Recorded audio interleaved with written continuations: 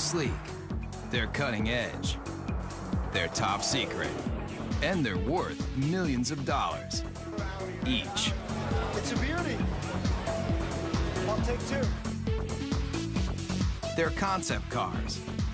And before you can hop into your SUV or travel in your sports coupe across country, your vehicle starts here as an over-the-top prototype that can make even the most difficult-to-please consumer drool. That car is hot, very hot. Auto manufacturers spend fortunes to grab your attention and hold it. And with everything from the powerhouses of the future to the zero-emissions vehicles of the next generation and some of the wildest things to ever roll on four wheels, you're gonna travel to places you never thought possible as we take you behind the scenes and behind the wheel of the world's most extraordinary concept cars.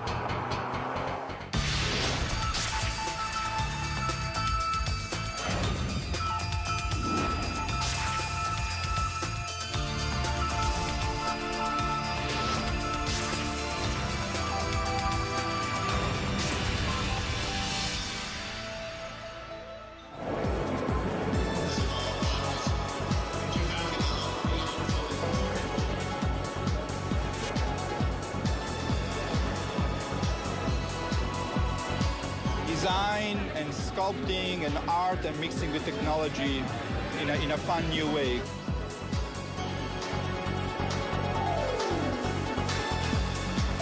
I come to see what's happening in the future.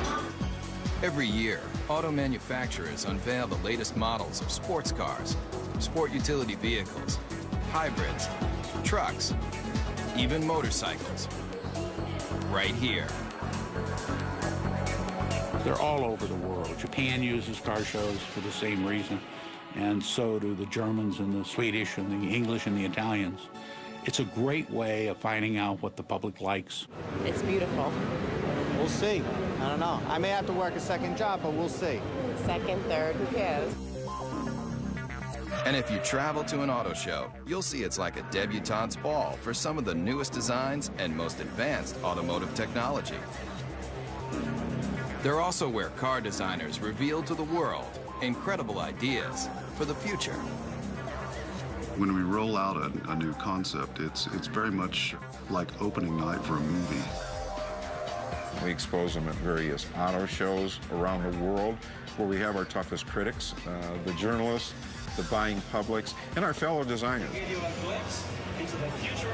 Where else can you take a peek at concept dream machines like the super chic Mercury Messenger or the Chevrolet SS Concept that looks like a modern-day hot rod?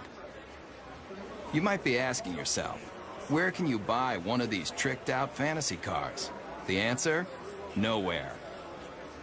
But why would an auto manufacturer spend tens of millions of dollars to build something they'll never sell? Why do we build concepts? Well, that's a good question. One, because they're fun. And we need to test ideas, to ourselves, the engineering value, can we come up with something new and make it better? But we also need to test the ideas to the public. They're trying to find out what the public, the people that are buying their cars and trucks, think about the concept. Does it make sense? Do we really think the public is going to embrace this new concept? It's this huge experimental test to kind of get an idea for what people want, what they like. Nice booty, I like it. And concept cars cover just about every emotion. You never want to stop smiling while you're traveling? Then take a look at one of the craziest concepts straight from Japan. If you think it looks like a box, that's because it is. Right now, there's a trend among Toyota and Honda for coming out with boxes, coming out with cubes. It's kind of hop in this thing and bring all your stuff with you. If you're concerned that your next car might have too many blind spots, open your eyes wide. Almost every inch of this concept car is a window. It's designed for urban driving, small, electric-powered. And when you finally get that hard-to-find parking space, just unload your very own scooter to make getting around town quick and easy. And if you're wondering, when is this vehicle going to be put on the market? Let's just say your grandchildren might be lucky to take their driver's test in this thing. This car may look strange, but it's a bold statement in a whole new era of innovation. You're seeing Japanese cars that are starting to look Japanese. They're just saying, hey, this is what they're going to look like. You don't like it, tough. Talk about taking chances. How about a car that not only interacts with you, but has emotion too? Meet the Toyota Pod.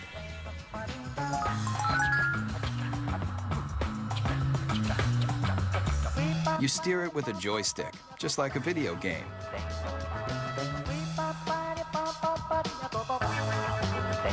See that poking out the back? It's not an antenna, it's a tail. And when you start it up, it wags to show you it's ready to go. Running out of gas, the car's exterior lights turn blue. Fill it up, golden. And with personalized interactive GPS, you're gonna feel more like you're walking your dog than driving a cold piece of steel. These are cute, fun, but who would want to buy them? And why? The jury's still out. We don't know whether young people are going to want inexpensive cars that have a certain style and function, or style and pizzazz, versus the boxes that are being designed now that are pure function. And it's going to take a while to find out. A lot of times, despite your best intentions as a car maker, the public looks at it and goes, are you kidding me? So whether you love it or you think it's just plain weird, almost every concept car is going to make you take notice. And that's exactly what car makers want. We got to throw down the gauntlet. If we're going to be different, we're going to be different. And we're going to have to show the world that we mean business.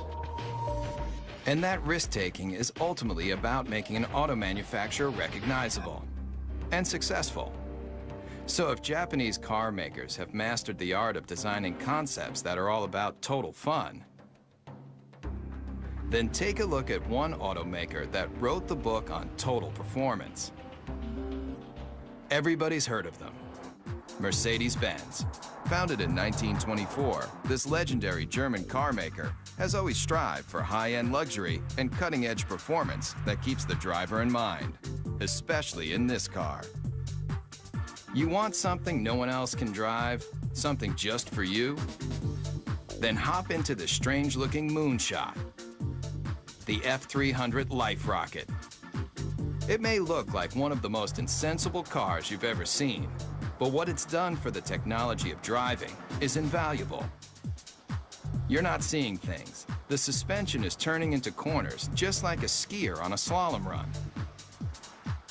This very personal concept car was the study model for a brand new prototype that unveils a whole new way of looking at driving. The future of the automobile you won't find in crystal balls like this. You'll find it in our F400 carving.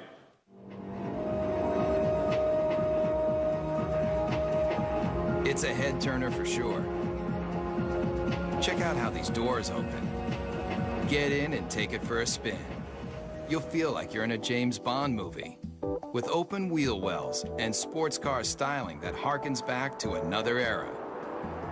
But where the rubber meets the road, this car is all about the future. In this animation, you can see that when the vehicle hits a corner, one side of the suspension folds into the curve, while the other stays perfectly aligned. It replicates a skier carving into a snowy hillside to take unbelievably sharp turns. The result of this technology? Let's just say if the car were an Olympic skier, it would be getting a gold medal for performance. There's no doubt concept car designers are making handling and horsepower a top priority. And Daimler Chrysler, the parent company of Mercedes-Benz, has shown the world it can cover the gamut of what drivers want in a vehicle, especially American drivers. Maybe you've thought about it. Lying on a beach, catching the ultimate wave. Well, travel here to Miami, Florida, to the trend-inventing South Beach, where models and beach bums meet to live the perfect lifestyle. But when you're cruising Ocean Drive on your way to soak up the sun, You just might be able to do it in this. I like the wood panel because I like the woody. It might look like the old school wood cover station wagons that surfers made famous, but the Dodge Kahuna is all about present-day partying. It's about people who want to get out, enjoy life, enjoy nature, and they don't want any boundaries between them and the rest of the world. If you thought all car designers were just nerds with pocket protectors and a knack for numbers, you haven't met Jordan Meadows. He's one of a whole new breed of designers that's obsessed with making cars functional and fun. Sitting on $3.5 million of a corporation's money right here, and there's nothing like it. $3.5 million. But the designers needed that kind of cash flow to give consumers a look at the wave of the future. It has a feel that is very California. And I think we're starting to see a little bit of that creeping back in with California leading design for the U.S. and bringing that back into the mainstream. All the glass drops. You know, when you're in a minivan today, you're in this little cage. Here, there's no pillars. Check that out. Remember the cars in the 50s? Those old Woodies that everybody loved so much? Great materials. Here it's lacewood, aluminum, and it's real too. You know, that's classic American craftsmanship. It's not just cool on the outside, but we got some great functionality on the inside too. All of these seats drop down. They form a wave, which kind of keeps your luggage where it needs to be. Bungee cord holders, cup holders. One look at the Kahuna, and you're gonna realize that concept cars are all about taking what you thought you knew about the driving experience and turning it on its ear. What do you guys think? You like it? Yeah? But why not present this car at an auto show, just like everyone else? Problem with auto shows is you have a very isolated kind of environment where the car is static, it doesn't move, and people can't even touch it or experience it. Step right up to it. Yeah. And when people touch a real vehicle in the real world, they've got a real opinion. When people come up and talk about the car, I mean, that's really what it's all about. Concept cars are experimental. It should be a four-wheel drive because you can take this right onto the beach and then dump your boards and go riding. Yeah, this is all great to hear. I mean, yeah, you get good ideas. Yeah. The Kahuna designers definitely want to hear what you've got to say. But if you see the Kahuna on your street, remember, No, don't do that. this car is worth $3.5 million. Coming up, feel the intense torque with some of the most powerful prototypes you've ever seen. Also, concept cars are designed to let you take a peek into the future. But the automotive industry's ambition to show you what might be has a radical history too. Beginning with famed auto designer Harley Earl's Buick Y-Job, concept cars have always tried to show consumers the excitement in the possibilities of technology and design. The use of concept cars as a tool to demonstrate the future has resulted in hyperspeed advancements in style and technology. But concept cars are really about the bottom line, making you want to buy something even better than what you have in your garage right now. And today's concepts have more elegance, more style, and more muscle than you've ever dreamed. And auto designers are the brains behind the brawn. Today, a new generation of concept designers, like the ones at Daimler Chrysler, are leading the charge in making hot rods mainstream. Especially with this bulked up concept. It's called the Airflight, and it looks like it's straight out of a kid's comic book. Why? I'd say the average age in the design office is probably about 33.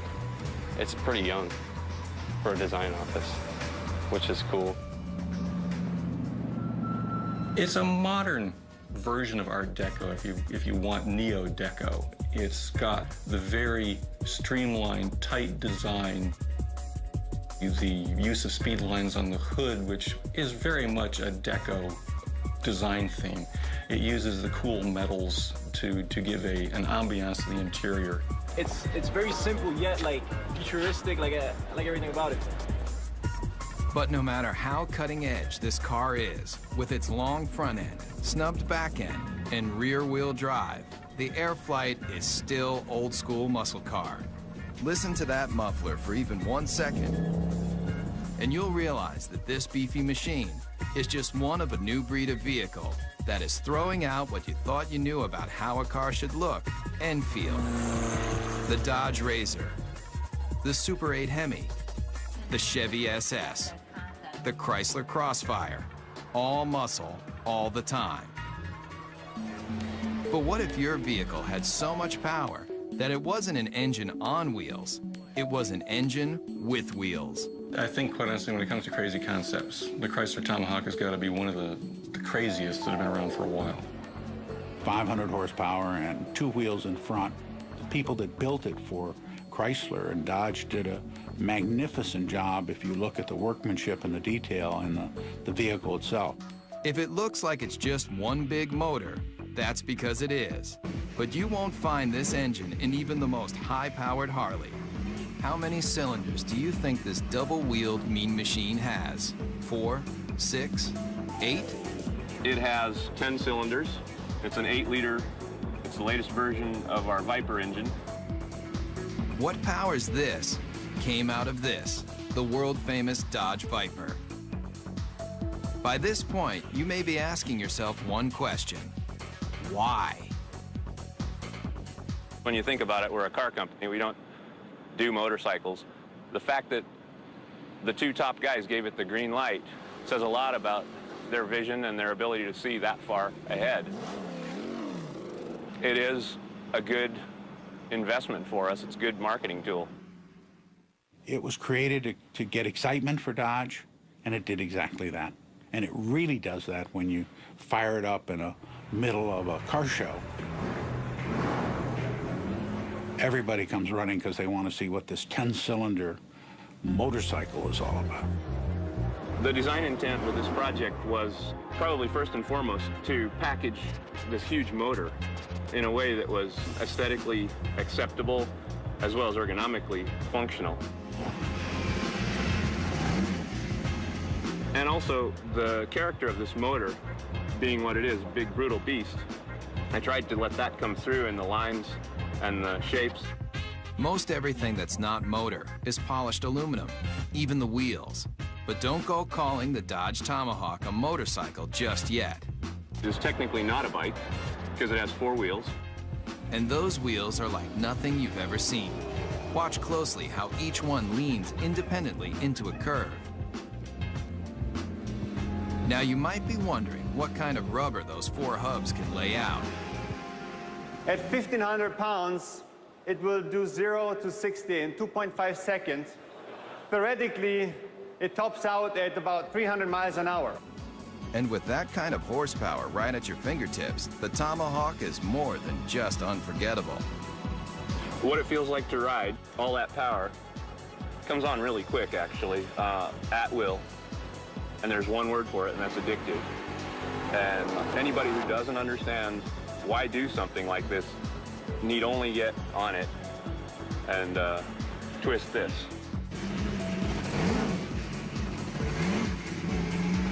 Whether it's power, performance, or sheer innovation, concepts push the boundaries of imagination. And if you come here, to the hills of Pasadena, California, you'll find a place where it all begins, at the Art Center College of Design, a world-famous art school with an intensive design program.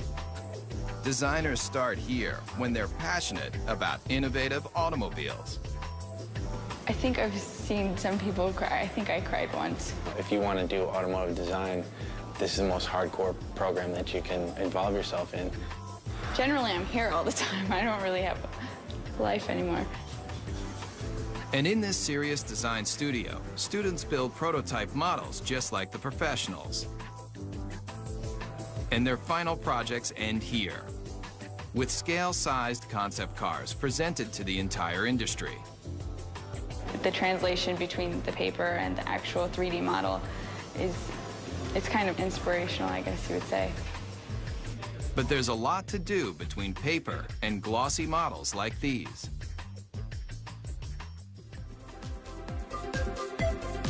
Hundreds of hours go into making just one of these innovative models. But the high-intensity program at Art Center has produced some of the most well-known designers today, including the person who designed the new Volkswagen Beetle, and the Ford 49 concept car, and this brand new Mustang. I think there's no doubt that he's considered one of the finest designers in the world, along with another dozen. I've been extremely lucky. A friend of mine, Ed Golden, says I have the fortunate attribute of always being able to fall up. Legendary car designer Jay Mays also designed this car. 500 horsepower, 500 foot-pounds of torque, wrapped in a classic body shell that's arguably one of the most beautiful mid-engine cars of all time. They displayed a show car, which was the Ford GT40. Once again, the public went crazy. They yelled in unison in Chicago and in Detroit and you name where, build it. The people around the vehicle just kept telling us to build the car. And they did. If you thought creating a scale model of a concept car was difficult, watch the time-lapse for the clay model of the GT40. Forget your everyday enamel paint. That polymer skin can be rubbed on, then adjusted to smooth out any imperfections.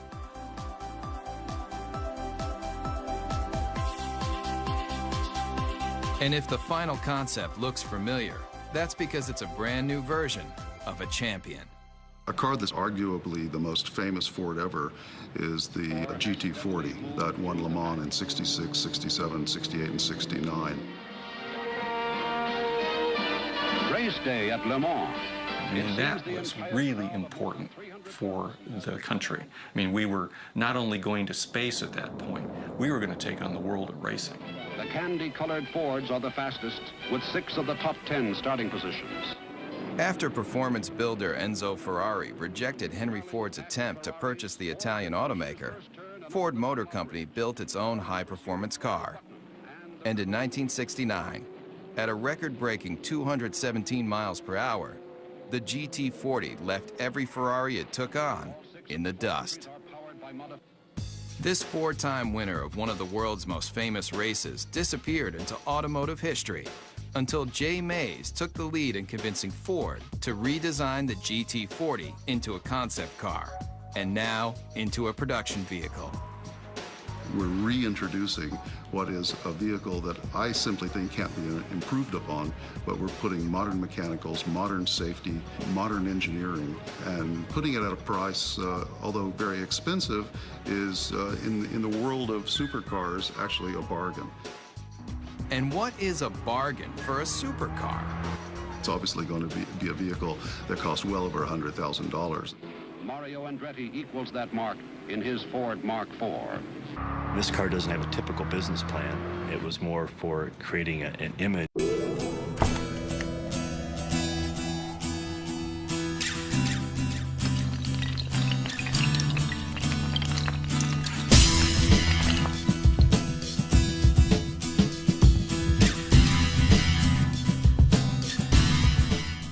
An aura in recreating some history. There's the checkered flag. It's an all-American win. The GT40 may look like an old favorite, but it proves that designers who build concept cars can determine what you drive when you go to work or when you're on vacation. And as long as designers are thinking up innovative and exciting ways to let you travel where you want to go, the auto industry will continue to grow and change. There aren't that many great automotive designers in the world. There's a handful, but those handful of designers usually have a team of very hungry young designers under them that are continuing to drive them forward and make them look for new solutions that are going to please customers. So kids coming out of school today have got to be obsessed with what I always call cutting the old man's knees off. I want to create things that have a strong emotional impact on people in a positive way. Whatever it is, I want to create it hardcore. I just would like to see my design out there. I'd like to see it affect somebody in some way, so that 50 years later, to somebody, it could be a classic. Concept cars are the brains. In studios around the world, car makers design, test, and build just a handful of concept vehicles every year, like this Chevrolet SSR concept pickup truck. And here, at the GM Design Center in Warren, Michigan, state-of-the-art computer modeling allows designers to analyze and change designs in advanced environments like this, where life-size 3D computer models of concept cars can be studied even before they're built. But this secret design center isn't open for tours. In fact, they don't want you anywhere near the place. There's a tremendous effort placed on confidentiality and secrecy in the marketplace because it's so competitive. With billions of dollars in new car sales at stake each year, automakers are in constant battle for your loyalty. That's why the latest advancements in concept technology and design are treated with extra care. The concepts are the crown jewels of the company in many ways, and you don't want them to know even what you're thinking, so you keep that locked down as tight as you can. I think the secrecy is very, very important. It adds to the excitement. And in this 18-wheeler, there's one vehicle that was kept so top secret, just a few engineers and designers even knew of its existence. It's a make of automobile that has always represented the finer things in life. This car is destined to be a classic. The whole car is about premium, the ultimate of everything. Hear the name, see the logo, and two things come to mind: luxury and power. And Cadillac may be one of the best when it comes to its concept cars, especially with this. I think the Cadillac 16 was a interesting and bold statement. It has some terrific styling cues to it, and it's gotten a tremendous amount of attention for Cadillac, which is exactly what they intended to do when they created it. Very dramatic proportions, long hood, long wheelbase, big wheels, short overhangs. It's very wide and low. Based on groundbreaking Cadillac concept cars from just a few years ago, like the innovative Evoque, the Cadillac 16 also gets its look from one car that's over 70 years old. You can see various cues of this car from Cadillacs of the past.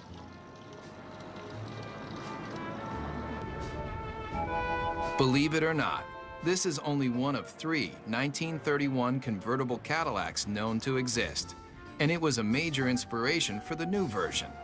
On the outside, they may not seem alike, but take a look at this number, and take a look at this number, and take a look under this clamshell hood, and this clamshell hood, and the relationship is obvious.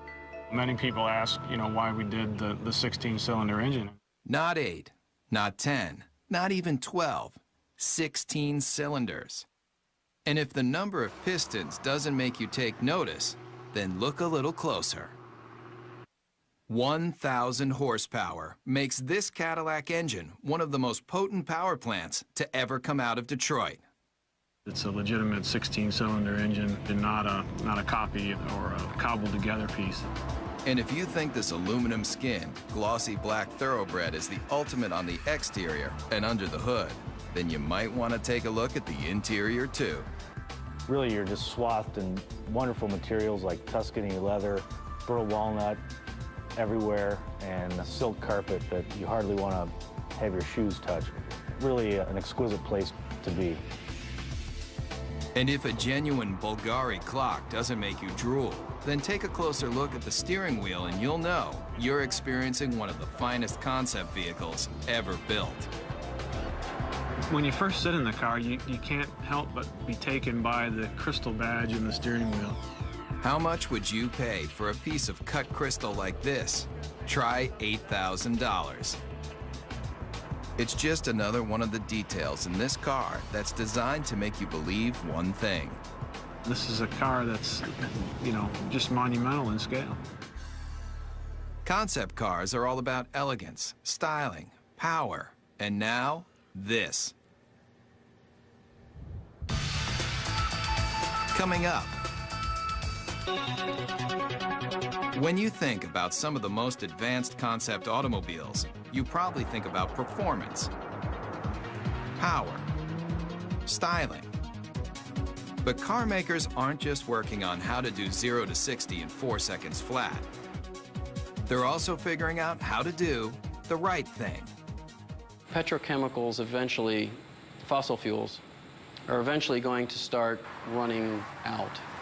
We don't know when, but the experts agree that it's a finite amount and that eventually we will run out.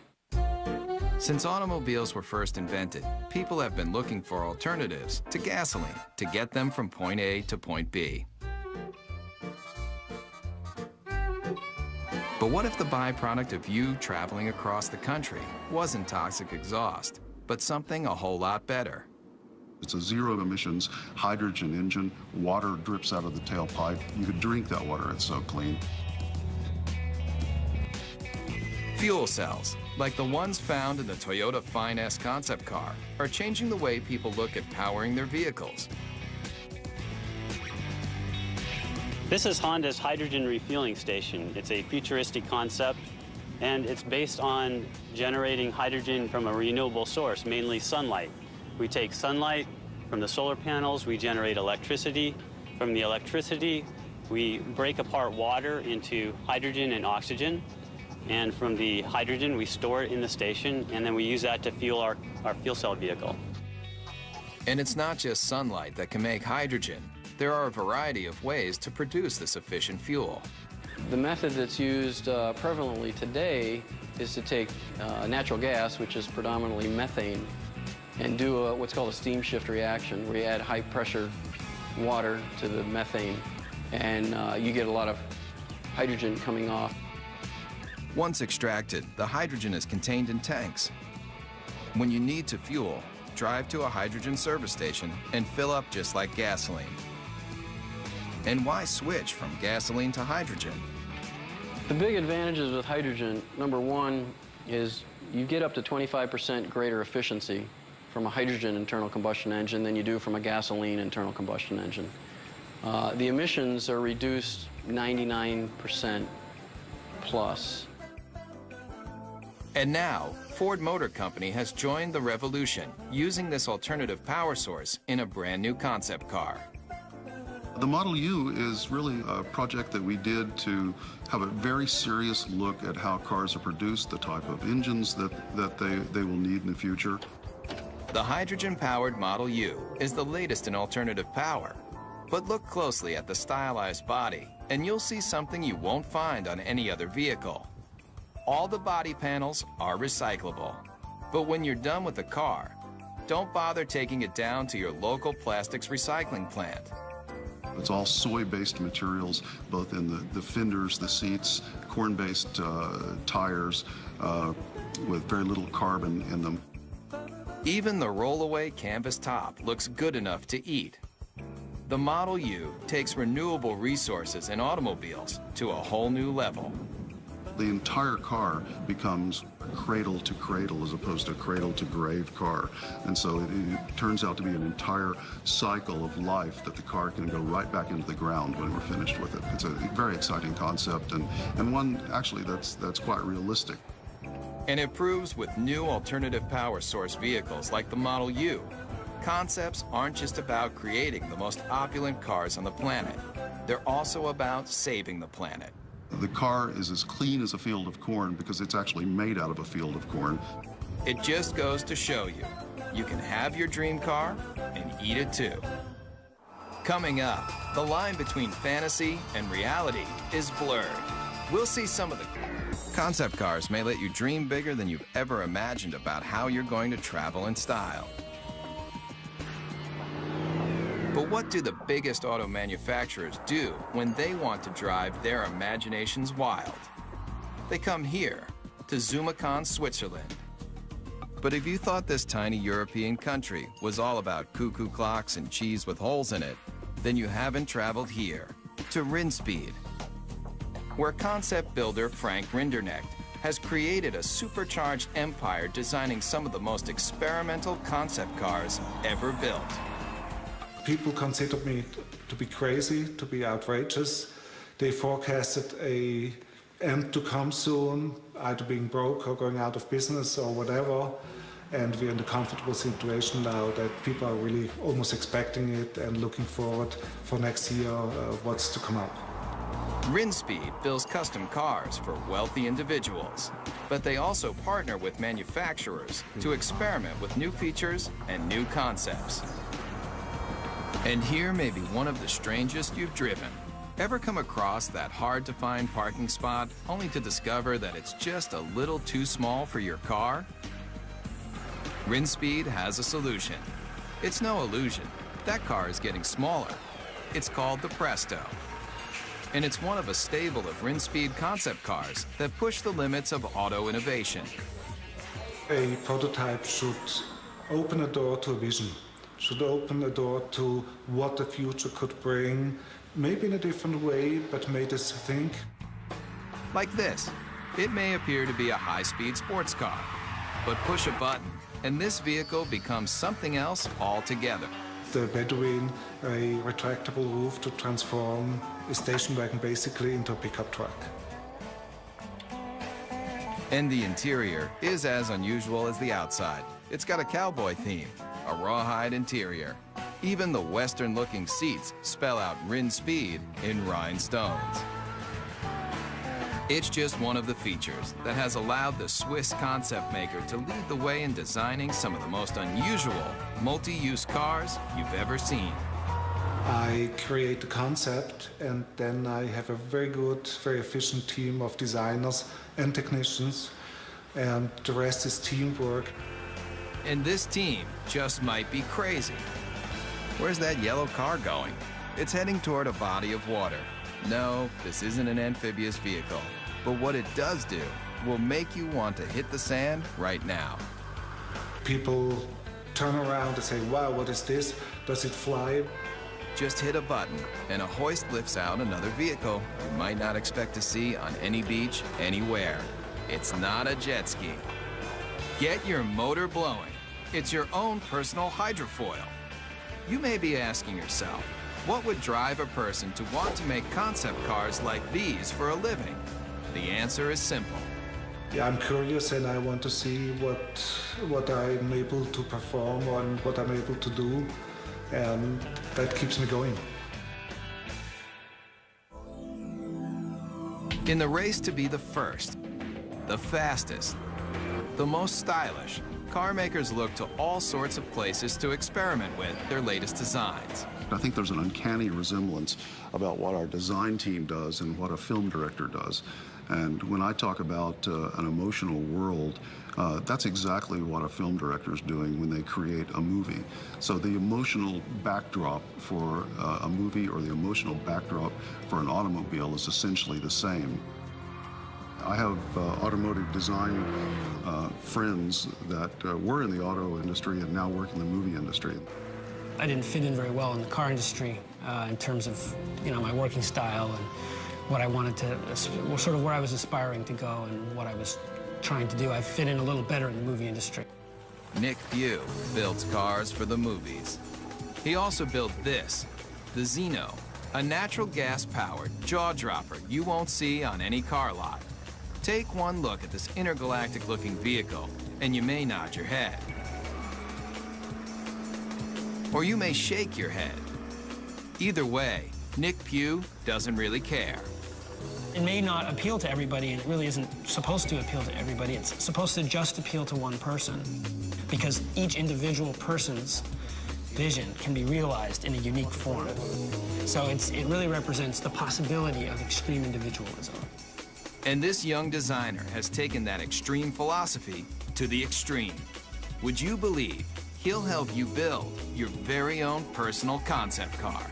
I think that the most best comparison, or the most logical comparison, would be to that of a client and an architect. At the end of the first design phase part of the process, I would produce a finished digital rendering of what their car would look like with them standing next to it. And it's a photorealistic painting or illustration. Nick's celebrity clientele includes film director Roman Coppola. Believe it or not, he's standing in front of a digital rendering, not a real car. His own personal sports limousine concept vehicle. And it's a very sort of stealthy, quiet car, very almost like comes in at the end of the night and comes in like a shiny shadow and drops you off and then disappears into the night. You can stay happy with the illustration, or if you have a few $100,000, Nick will finish off your vehicle just the way you like it. It's like the process of coming up with something from nothing and having an idea in your head and then seeing it real and getting to use it is really very rewarding. It's very fun. And I would encourage people to look at that side of it rather than all the struggle and cost. Concept cars are all about the advancement of performance, style, and technology. In fact, the future might just mean that anybody can design their own car from scratch. And some of these vehicles won't be built, they'll be grown. Whether it's traveling in tomorrow's super techno boxes, rolling down the highway in the newest style and performance, or getting behind the wheel of a retro futuristic power performer, there's little doubt that concept cars are built by people, for people who love dreaming about cars. We're actually trying to tug on the heartstrings of the customers, and usually the ones that are the most successful are the ones that do that in probably the most emotional way. The ones who make the money are the bold thinkers. They're the ones who go out there and say, you know what, I like this car. This car is important. It pushes all the buttons as far as we can tell. We're just going to build it. Those are the cars that inevitably, whether they're great successes in the number they sell, they're always the ones that you remember. The best thing I can say for the car business is, thank goodness people care. If nobody cared what the next model looked like, if the love affair was gone, it'd be pretty dull around here. Get a fourth job to get me the G35. Yeah, we'll see.